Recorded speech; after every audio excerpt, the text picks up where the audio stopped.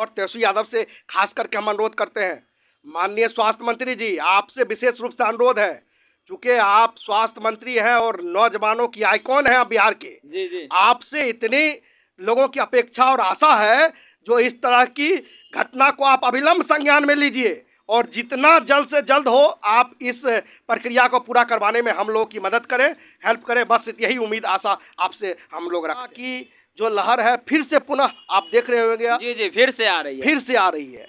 DMLT student का छात्रवृत्ति की समस्या है, जो 1500 का घोषणा माननीय मुख्यमंत्री महोदय ने किया है, स्वास्थ्य मंत्री महोदय ने किया, सरकार ने किया है। जी उसकी बात है, चाहे वो कॉन्टैक्ट पर जो कोरोना काल में 3 महीने के लिए उन्होंने कॉन्टैक्ट पर रखा था कोरोना वॉरियर्स को, उसकी परमानेंट की बात हो। माननीय न्यायालय के आदेश के बावजूद भी आप देख रहे हैं अभी तक ये उदासीनता बनी हुई है।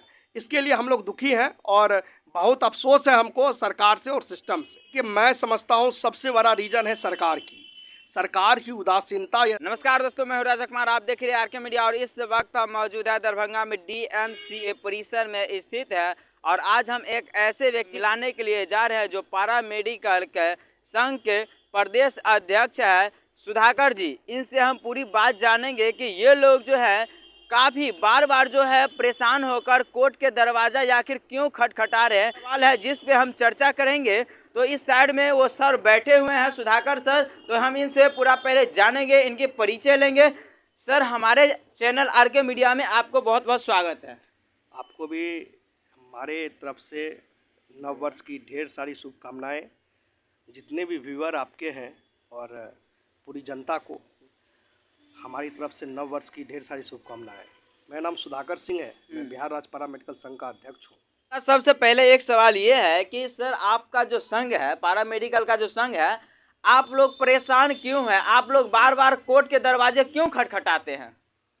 देखिए, समस्याएं जब होगी, निदान नहीं मिलेगा सरकार की तरफ से, या आप कहीं पे फंस गए, तो एक न्यायालय ही सहारा है इस प्रजातांत्रिक व्यवस्था में। जी।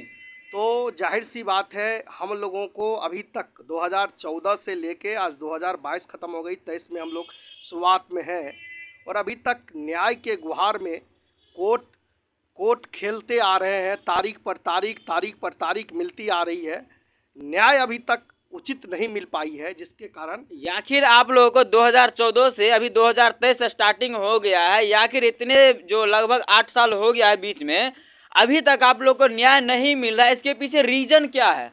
देखिए, मैं समझता हूँ सबसे बड़ा रीजन है सरकार की उदासीनता। यह दर्शाती है कि आपकी मानसा सही नहीं है। कोरोना ऐसे महामारी में जैसे लैब टेक्नीशियन की बहाली होनी थी, वो आपने पूर्ण रूप से नहीं किया। कारण बताया उस समय कुछ और, जो आप ये डिग्री ठीक नहीं है, वो डिग्री ठीक नहीं है। तब हम लोगों ने माननीय उच्च न्यायालय का दरवाज़ा खटखटाया और माननीय न्यायालय के आदेश के अनुसार अभी तक फिर वही समस्या बनी हुई है। अभी तक विभाग को निर्देशित नहीं किया गया है, एसएससी को निर्देशित नहीं किया गया है।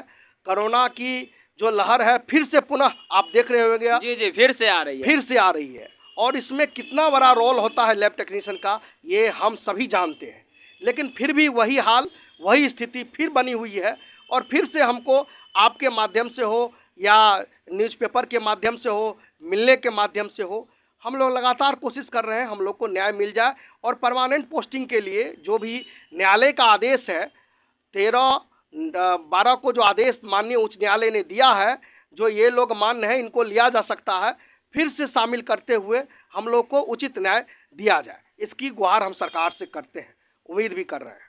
क्या इस बार उम्मीद लग रहा है कि सरकार आपको यह फैसला देंगे या सुनाएंगे? देखिए, उम्मीद तो अभी तक सरकार से नहीं थी, परंतु माननीय उच्च न्यायालय के आदेश के बाद और जिस तरह माननीय मुख्यमंत्री का स्लोगन है न्याय के साथ विकास, और सबसे यंग हमारे स्वास्थ्य मंत्री जी हैं, और उनकी एक्टिविटी को देखकर हम लोग के बीच बहुत आशा जगी थी, जो ये हम लोग की बात को पूर्णतः समझते हैं और ये हम लोग के प्रति सहानुभूति रखते हैं, और ये जल्द से जल्द ये काम को करेंगे।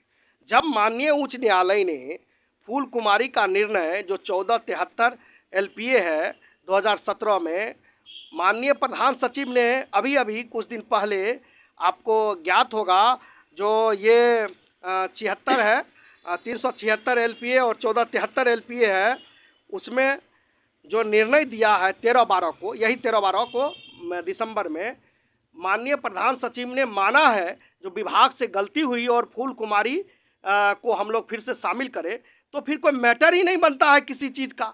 और 376 के LPA में 13/12 का जो जजमेंट की बात मैं कर रहा हूँ, जी जी, उसमें भी स्पष्ट रूप से माननीय मुख्य न्यायाधीश के बेंच में ये मामला था और मुख्य न्यायाधीश ने स्पष्ट रूप से कहा है जो कि डिस्टेंस वोकेशनल जितने भी लोग हैं, जो भी लोग कार्यरत हैं, उन सभी को इसमें शामिल करिए।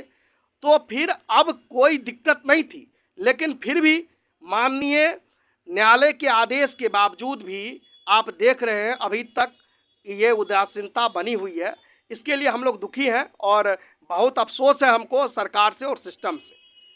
ये माननीय उच्च न्यायालय के आदेश का अभी तक इम्प्लीमेंटेशन नहीं किया गया है। हम उम्मीद करते हैं यही नहीं, हम लोग की बहाली ही नहीं, परंतु इसमें अनेक समस्या है। DMLT स्टूडेंट का छात्रवृत्ति की समस्या है, जो 1500 का घोषणा माननीय मुख्यमंत्री महोदय ने किया है, स्वास्थ्य मंत्री महोदय ने किया, सरकार ने किया है, जी जी, उसकी बात है।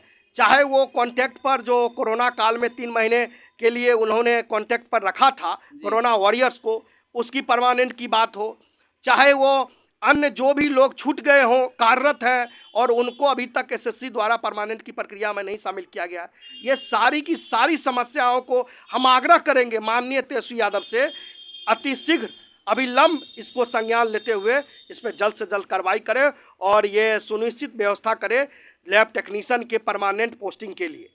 अच्छा, आप लोग के साथ ऐसा क्यों किया जा रहा है? देखिए, सरकार की उदासीनता इसमें सबसे बड़ी जिम्मेवारी है। सरकार की उदासीनता, सरकार क्या चाहती है? देखिए सरकार की उदासीनता वही मैं बता रहा हूँ आपको। सरकार की उदासीनता आप ये समझिए, जो बार बार कोर्ट के जजमेंट के आने के बावजूद भी वो विधिवत फैसला नहीं ले पा रही है, वो टाल मटोल कर रही है, कभी तारीख पर तारीख करवा रही है।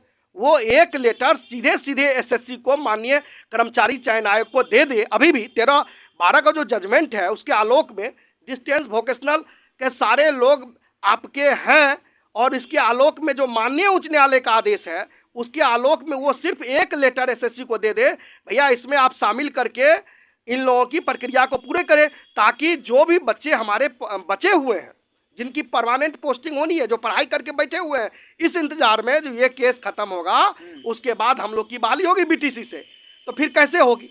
इसको अविलंब आपके माध्यम से राजा जी आप के अनुरोध है सरकार से जल्द इस प्रक्रिया को पूरा करें और हम लोग को उचित न्याय देने की कृपा की जाए जी। और रहा पैरा मेडिकल का जो भी छात्र या छात्रा है जो इसमें पढ़ रहे हैं और अभी तक उनको जो 1500 रुपया का छात्रवृत्ति के रूप में दिया जाना था वो भी नहीं मिला है, तो जो भी सरकार है, माननीय मुख्यमंत्री और तेजस्वी यादव जी, आपसे विनती है कि आप लोग जो इन लोगों की जो समस्या है ये समस्या सुनने के काम कीजिए। यह वीडियो आप लोगों को कैसा लगा है आप लोग कमेंट करके जरूर बताइए और यह वीडियो को ज़्यादा से ज़्यादा शेयर कीजिए ताकि जो भी यहाँ के छात्र छात्रा है उनको न्याय मिल सके।